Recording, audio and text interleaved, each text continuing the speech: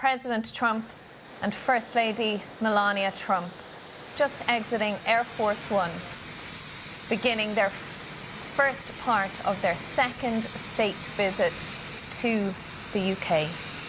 You can see them walking down the steps of Air Force One there, being greeted by the US Chief of Protocol, Ambassador Monica Crowley. A warm welcome there. And also by the Viscount Hood Lord-in-Waiting on behalf of the King. Also there, the Right Honourable Yvette Cooper, the Secretary of State for Foreign Commonwealth and Development Affairs. Also part of the greeting party, Mrs. Jennifer Tolhurst, His Majesty's Lord Lieutenant of Essex. Mr. Ben Julian Harrington, the Chief Constable of Essex Police, who the President just shaking hands there. And he's also being greeted by Mr. Gareth Cowell, the Managing Director of London Stansted Airport.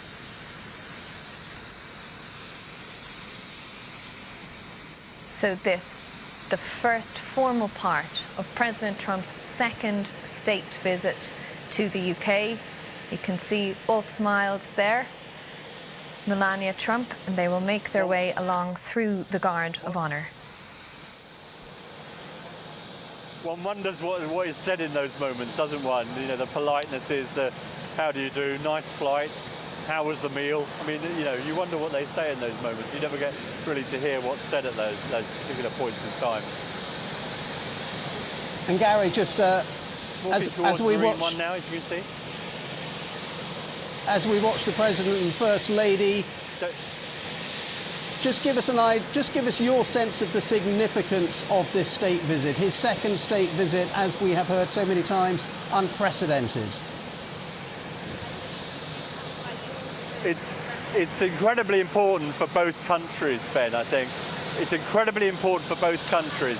And you can see him shaking, I've been told he's shaking the hand of Lord Hood at there, going on to Marine One. Yeah, incredibly important. The President sees this as an endorsement of him as a real historical individual. Not an aberration in US history, as many wondered whether he was going to be after that first term, but as a real sign, an absolutely visible sign that he is part of history now, a real part of history, a real legacy type president. And also for the UK, of course, as James was mentioning earlier, you know, every Prime Minister since Churchill, every Prime Minister, perhaps bar Harold Wilson, maybe with the exception of Harold Wilson, has regarded Britain's national interest as being absolutely bound up with staying as close to the United States as possible. Keir Starmer's no different, be that Conservative, be that Labour Prime Ministers down the age, as I say, perhaps with the exception of Harold Wilson, believes that Britain's national interest is completely bound up with being as close to the United States as possible. So that is the significance for Britain in maintaining that relationship with the changed political environment here, or there in the United States rather, with the changed political environment here in the UK, and of course after Brexit as well. All these factors that have moved the chess pieces on the board in an extraordinary way in the last few years in terms of these relationships that we thought were fixed. And I can hear the rotors now starting to warm up a bit on Marine One. Yeah, it's about to take off, Gary, clearly, isn't it, for central London, for Winfield House, the American ambassador's residence, as we were saying. And we were talking earlier, James Landale was saying, you know, he does adore all the pomp and pageantry, but this will be, in the end, a transactional visit. And what is your sense of what the two countries will get out of it, do you think? Well, the transactional visit is right, and for the United States and for Donald Trump, it's the pictures, it's the imagery, but it's also the hard cash in terms of investment into the United States, tying Britain into some of the deals that he wants Britain to do, and the money he wants to invest. Okay, And in terms of Britain, of course, it's maintaining that relationship that we've talked about, maintaining that close relationship, and also trying to tear down some of the barriers that Britain has faced, particularly on some of the tariff issues.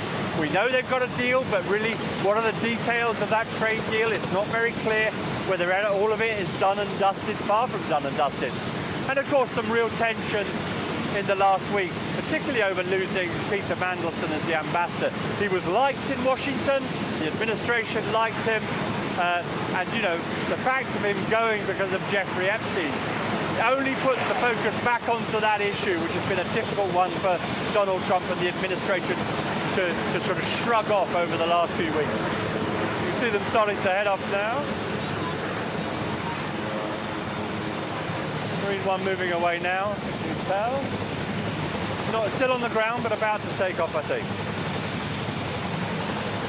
And he does have a real affection for this country, doesn't he? I mean, he seems to love it here. He does. He does. I mean, he was here privately in July, as we know, visiting his golf courses in Scotland, Turnberry, and also up in Aberdeen as well. He was also, you know, he has Scottish heritage, as we know. He seems pretty proud of that.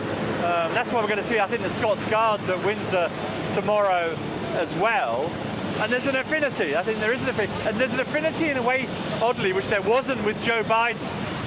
Joe Biden was always rather sort of arm's length when it came to Britain. There were warm words, but you never felt Joe Biden really liked it. A colleague of mine once shouted to him, "Have you got a word for the BBC?" And Joe Biden replied, "I'm Irish," he said. And we know that Irish at the BBC now, Gary. Yeah, yes, that's right.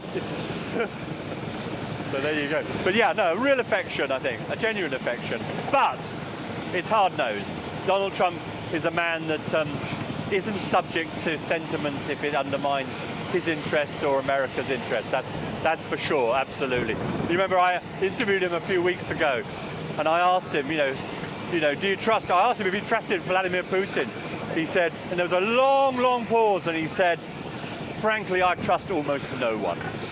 And I think that tells you a lot about this president in terms of the way he sees the world and the way he sees relationships in this world. And he also seems to quite like Keir Starmer, doesn't he? I mean, from all the conversations they've had, every time he talks about Keir Starmer, he really talks about him warmly. He says they have political differences, but they get along, in his words.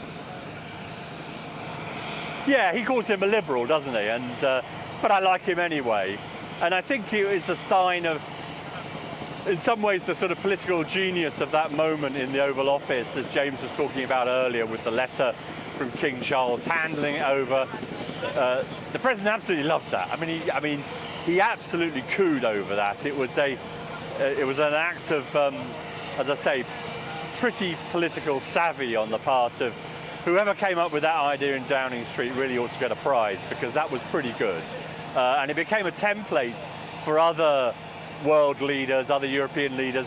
You know, this is how we go to the White House and don't get completely kebabbed.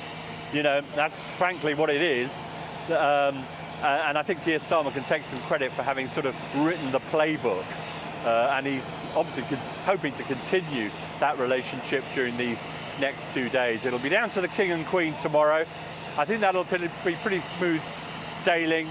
There's an obvious affection there for the monarchy. You know, there's been lots of talk in the United States, not entirely frivolously at times, about Donald Trump as a sort of king-like figure. You know, so he's not necessarily shrugged that off at times. So he will enjoy, I think, tomorrow and that ride in Windsor Great Park and all those flybys, etc., the state dinner.